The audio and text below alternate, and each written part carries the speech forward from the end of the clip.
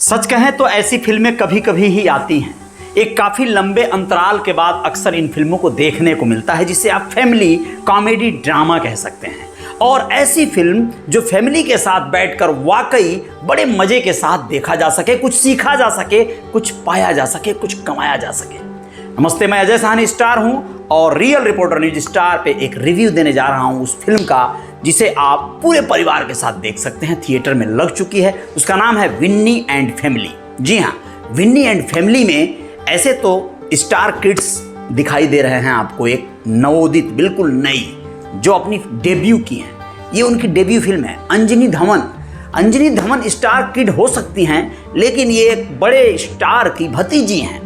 लेकिन इसी फिल्म में एक बड़े स्टार के बाप का भी किरदार पंकज कपूर करना है, जो कि आप लोगों को पता है कि किसके बाप हैं। तो आप लोगों को बताना ज़रूरी है कि विन्नी एंड फैमिली एक ऐसी फैमिली ड्रामा है जो आप देखेंगे तो आपका पैसा वसूल हो सकता है। राजेश कुमार जो एक पिता की भूमिका में हैं, जिनकी अपनी फैमिली के साथ लंदन में जॉब या बिजनेस करके शिफ्ट हैं।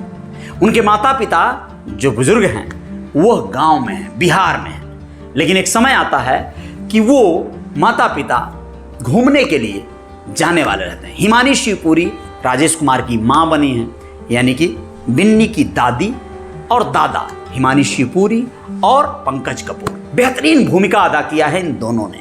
दोनों चूंकि सधे कलाकार हैं, मजे हुए, तमाम तरह की फिल्में किया है इन लोगों ने।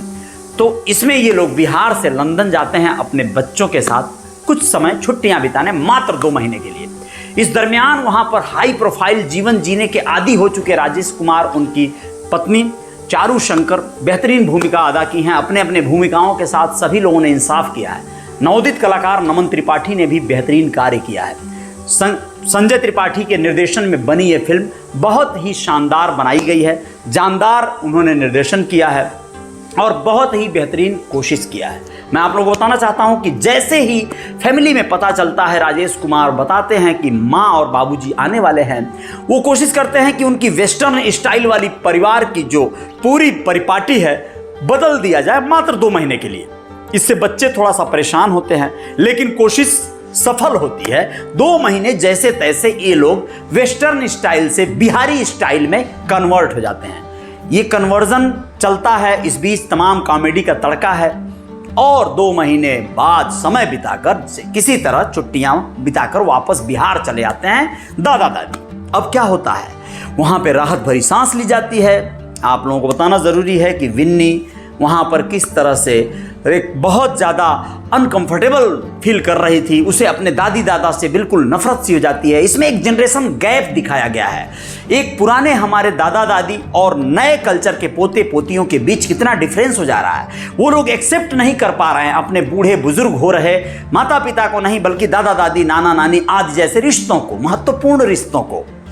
आप लोगों को बताना है कि उसी समय एक खबर आती है गाँव से कि राजेश कुमार की माँ यानी कि विन्नी की दादी बिहार में बीमार पड़ गईं। राजेश कुमार चाहते हैं कि वो अपने माँ पिता को फिर से बुलाएंगे, अपनी माँ की दवा लंदन के बेस्ट डॉक्टर से कराएंगे। लेकिन यहाँ पर अब विन्नी इनसे टकरा जाती है सीधी, और वो हड़ताल कर लेती है कि भैया बिल्कुल नहीं चलेगा, यहाँ पर दादी दादा को हम नहीं बुला सकते, क्यों नहीं उनका बिहार में ही ट्रीटमेंट हो जाए। यह बात राजेश कुमार को बड़ी अंदर तक कचोटती है और न चाहते हुए भी वो अपने पिता से झूठ बोलते हैं कि लंदन के डॉक्टरों ने कह दिया है कि माँ की दवा वहीं करा लीजिए, कोई परेशानी नहीं है, रिपोर्ट्स लगभग सब कुछ ठीक ठाक है। और उनके पिता पंकज कपूर इस बात को मानकर दवा बिहार के डॉक्टर से कराते हैं और माँ मर जाती है। हिमानी शिवपुरी की यहाँ पे छोटी सी भूमिका लेकिन दमदार अपनी प्रस्तुति दर्ज करा देती हैं। और उसके बाद विन्नी के दिल पर जो गुजरता है वो बहुत ज्यादा खतरनाक है। विन्नी अपने आप को दोषी मानने लगती है कि अगर उसने ये मना न किया होता अपने पिता को तो शायद दादी जिंदा होती। और फिर वो एक डिप्रेशन की स्थिति में जाने लगती है। लेकिन यहां पर पंकज कपूर को यानी अपने पिता को राजेश कुमार बुला लेते हैं लंदन और वह एक समय बिताते हैं। विन्नी अब अपने पश्चाताप के रूप में अपने दादा से कनेक्ट होती है। उन्हें वह एकदम नॉर्मल करने की कोशिश करती है और वो बिल्कुल एक फ्रेंडली उनसे एक दोस्ताना बनाती है। एक नए जनरेशन और पुराने जनरेशन के बीच में यहाँ कनेक्टिविटी दिखाई है डायरेक्टर ने, बहुत बेहतरीन, बहुत अच्छा। धीरे धीरे वो अपने पुराने गम भूल के नए तरीके से जीने लगते हैं। तभी एक ट्विस्ट आता है कहानी में, उन्हें पता चल जाता है कि उनका बेटा झूठ बोला था उसकी माँ की तबीयत खराब होने के दरमियान कि वह बिहार में ही दवा कराएं, डॉक्टर ने ऐसा बोला है, जबकि उसका मंसूबा कुछ और था। अब पंकज कपूर इतने दुखी होते हैं कि वो वापस बिहार लौट जाते हैं और दुखी हो जाते हैं अपने बच्चों से, अपने उस बेटे से, बहू से, अपने पोते पोतियों से। अब आप लोगों को अंदाजा लगा सकते हैं आप लोग कि कैसे इस फिल्म को अब आगे आप लोगों को देखकर ही ये जज करना होगा कि इस फैमिली के बीच में कैसे ये खाई पटती है, कैसे इन लोगों के बीच में ये दरार खत्म होती है, कैसे फिर से दोबारा रिश्तों में हरियाली आ पाती है। इन सारी चीज़ों के प्रश्नों के जवाब तलाशने के लिए आपको थिएटर तक जाना चाहिए। लेकिन मैं आप लोगों को यही कहना चाहूँगा कि इस तरह की फिल्में जब भी बने, जब भी थिएटर्स में लगें, आप अपने बच्चों को दिखाना मत भूलिएगा। बच्चों को दिखाना ज़रूरी है क्योंकि उन्हें ही ये कल्चर, ये परिपाटी थोड़ी समझ में आए तो ठीक है, क्योंकि बच्चों के बीच में वाकई ये बहुत बड़ा एक डिफरेंस आजकल देखने को मिल रहा है। जो बच्चे अपने दादा दादी, नानी नाना आदि जैसे रिश्तों से, बुआ फूफा मौसी मौसे, ये सब तमाम रिश्तों से दूर हैं, कटे कटे से हैं, उन्हें इसकी वैल्यू, इसका अहमियत नहीं समझ में आएगा, उसकी कद्र नहीं वो जान पाएंगे, या फिर उसका जो लाभ होता है वो भी वो नहीं प्राप्त कर पाएंगे।